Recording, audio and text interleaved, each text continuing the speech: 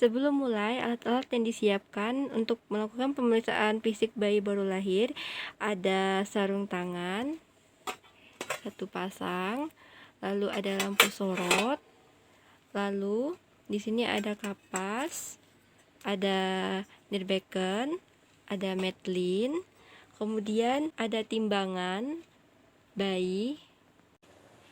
Setelah kita melakukan persiapan alat, kita mendekatkan alat-alat dan menghidupkan lampu penghangat.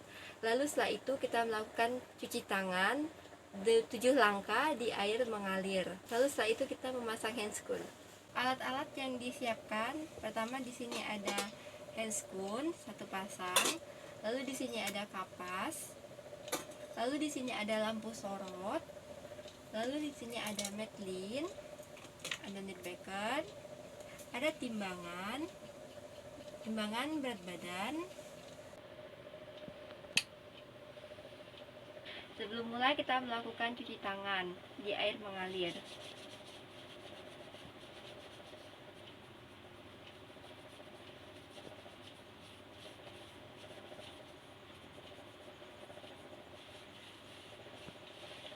Setelah selesai mencuci tangan, kita keringkan dan langsung memakai handscoon.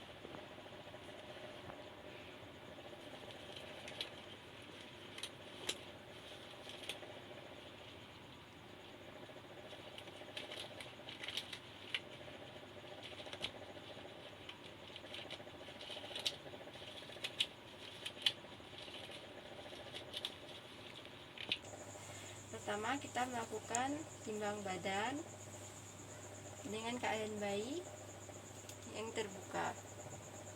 Kalau kita timbang, ternyata di sini beratnya 3000 gram.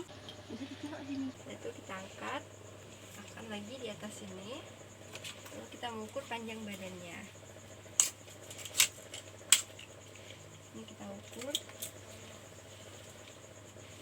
di atas kepala hingga ujung tumit kaki bayi. Lalu di sini kita dapatkan panjangnya 49 cm.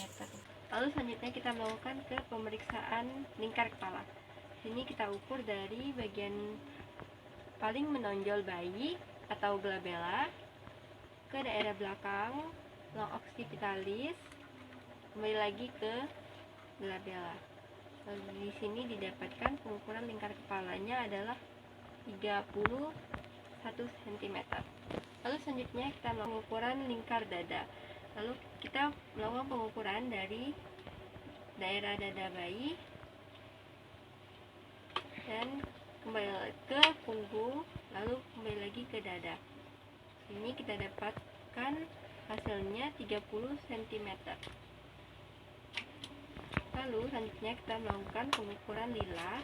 Pada pengukuran lingkar lengan bayi ini kita dapatkan 11 cm. Pada pemeriksaan kepala, di sini kita lihat kepalanya simetris atau tidak, kiri kanannya. Lalu kita periksa apakah ada caput atau sepahematoma. Caput adalah gumpalan yang berisi cairan. Lalu kalau sepahematoma adalah gumpalan yang berisi darah.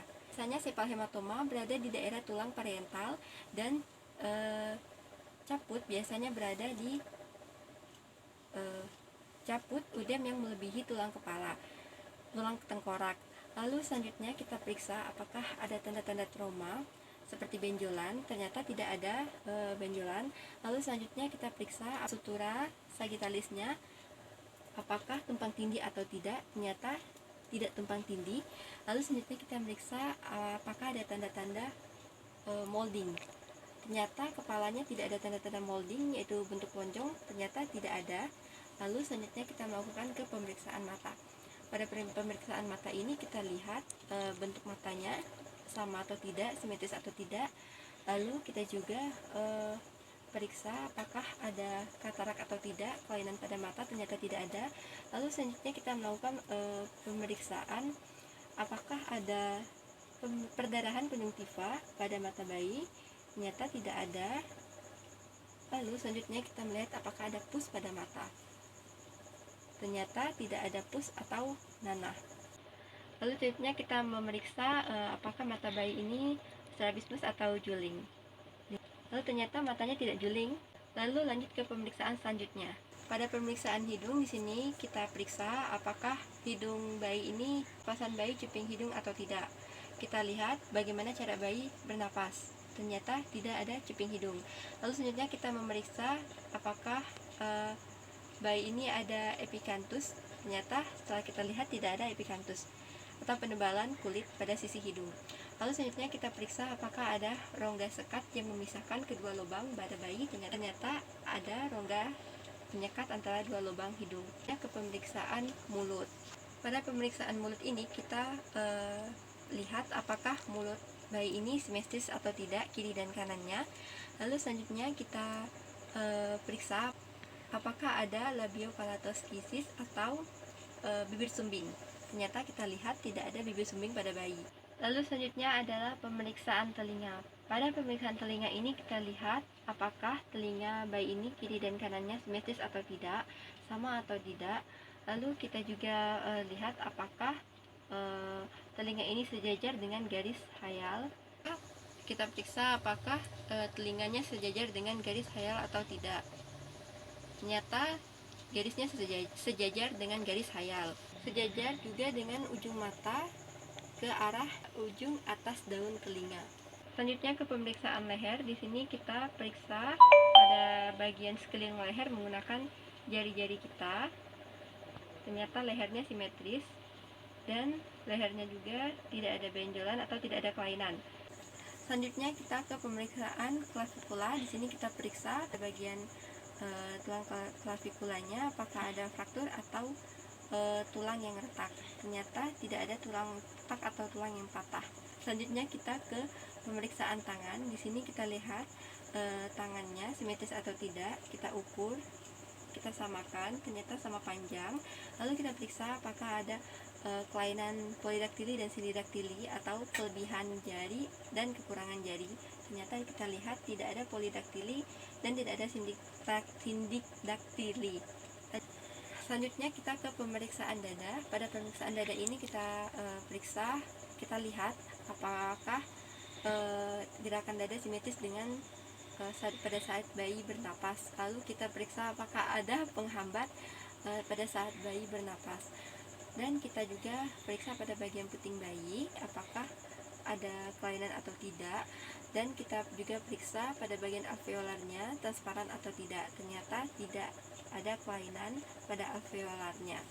Selanjutnya ke pemeriksaan abdomen. Di sini kita lihat apakah tali pusatnya kering atau tidak. Ternyata tali pusatnya kering, tidak ada nanah atau tidak ada kelainan. Selanjutnya ke pemeriksaan genitalia. Untuk bayi laki-laki di sini kita ukur penisnya, panjang penisnya berapa. Kita ukur dari bawah hingga atasnya. Ternyata di sini didapatkan 3 cm. Lalu kita pastikan adanya lubang uretra. Ternyata di sini kita lihat sudah ada lubang uretranya, dan kita lihat apakah ada femosisnya atau tidak. Ternyata ada femosisnya atau kulup yang belum terlepas dari kepala penis. Lalu setelah itu kita lihat apakah testis sudah masuk ke dalam skrotum atau belum. Ternyata testisnya sudah masuk ke dalam skrotum. Selanjutnya untuk pemeriksaan genitalia bayi perempuan kita periksa. Sini kita ambil kapas untuk kita periksa, membuka pelan-pelan labia mayora dan labia minoranya. Kita periksa apakah sudah ada klitorisnya atau belum. Ternyata sudah ada klitorisnya. Untuk bayi perempuan di sini kita periksa, membuka pelan dengan kapas labia mayora dan labia minoranya. Kita lihat apakah sudah ada klitorisnya atau belum. Ternyata sudah ada. Lubang uretra ada, lubang vagina pun ada. Lalu buang ke dalam mangkok. Selanjutnya kita ke pemeriksaan ekstremitas. Di sini kita lihat pada bagian kakinya simetris atau tidak dengan cara diluruskan. Ternyata kakinya simetris. Lalu kita selanjutnya periksa apakah ada fraktur atau tidak dengan melakukan tes ortolani. Nah, caranya dengan meletakkan ibu jari di bawah tulang femur, lalu 4 jari lainnya berada di atas trochanter mayor. Lalu ditekan hingga 90 derajat. kita lihat, periksa apakah ada bunyi klek atau tidak. Ternyata tidak ada bunyi klek dan tidak ada kelainan pada kaki. Selanjutnya kita melakukan pemeriksaan spinal. Pemeriksaan ini kita lengkupkan bayi, lalu kita periksa pada bagian belakang bayi apakah ada spinal bifida atau tidak. Ternyata tidak ada spinal bifida. Lalu kita periksa apakah ada sphincter ani pada bayi. Ternyata saat kita lihat ada. Lalu selanjutnya kita ke pemeriksaan kulit. Sini kita lihat kulit bayi, warnanya kemerahan atau tidak, ada ruam atau tidak, dan apakah ada memar kebiruan pada bayi. Ternyata tidak ada ruam, tidak ada memar, dan tidak ada kemerahan atau kelainan kulit pada bayi. Selanjutnya kita melakukan pemeriksaan refleks pada bayi. Untuk refleks Moro, yaitu refleks terkejut bayi dengan cara mengejutkan bayi seperti ditepuk. Kita lihat apakah refleksnya positif atau tidak. Ternyata refleks Moronya positif. Lalu selanjutnya kita ke refleks routing, yaitu refleks mencari bayi dengan meletakkan jari kita di sekitar pipi atau daerah bibir mulut bayi. Lalu kita lihat refleksnya, ternyata refleksnya positif. Dan setelah itu kita ke refleks swallowing atau refleks menelan bayi. Kita letakkan jari kita di dalam mulut bayi, bagaimana refleksnya positif atau tidak. Ternyata refleksnya positif. Lalu selanjutnya kita ke refleks Babinski, yaitu refleks mencengkram bayi. Kita tekan seperti kita usap sedikit pada bagian telapak kaki, apakah kaki akan merefleks mencengkram atau tidak. Ternyata refleksnya positif. Dan selanjutnya kita ke pemeriksaan pelamar graf, refleks menggenggam bayi, yaitu pada bagian tangan. Kita lihat apakah menggenggam atau tidak. Ternyata refleksnya positif. Lalu setelah yang terakhir yaitu refleks plantar graf, sama seperti Babinski tadi. Kita lihat, kita periksa apakah pada bagian kakinya mencengkram atau tidak. Ternyata refleksnya positif. Setelah selesai melakukan pemeriksaan, kita merapikan baju bayi dan langsung membendong bayi.